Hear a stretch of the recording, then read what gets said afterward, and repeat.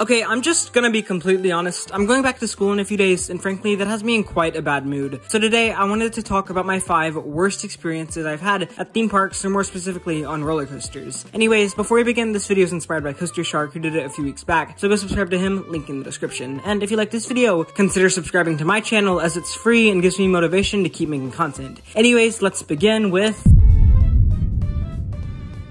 Okay, so you probably didn't expect to see an Intamin Blitz on this list, but let me explain. I love this coaster, but it has a ton of technical issues, and on my visit to the park, it was shutting down constantly. But right before we were gonna head out, we saw that it was open, so we made a mad dash to the queue and decided to make it our final ride of the night. We waited for about an hour, well past park closing, and as we got to the station, we heard that Pantheon is currently experiencing technical delays. We thought, that's fine, they'll get it up soon, but that was not the case. A few minutes later, they kicked everyone out of the line, meaning we had to leave the park and not in a very good mood.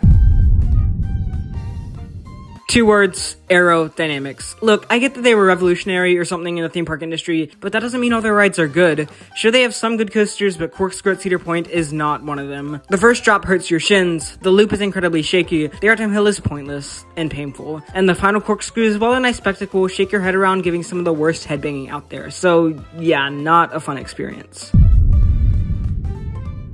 Okay, so this one isn't exactly the ride's fault, it's more mine. Basically, I rode Air Force 1 37 times in one day, and for any coaster, 37 times is probably a little too much. But you have to remember that Air Force 1 has some of the most insane ejector airtime in the world. That means that my shins were in extreme pain after about 20 rides. And for one of my final laps before I left, the seatbelt that's below the lap bar somehow got twisted, meaning that the metal connector was digging into my shin. And every time we hit a hill, it felt like someone took a knife and stabbed me. Then again, I can't complain, it's kinda my fault.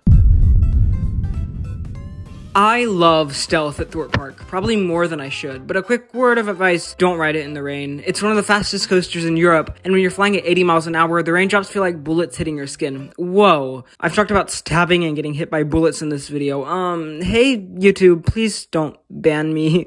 Anyways, yeah, stealth in the rain hurts a lot, and to make it worse, it wasn't just coming down pretty hard, I was in the front row, so there was nothing between me and the rain, but I am pretty glad I got to experience it. A rain ride is something everyone needs to try at least once in their life.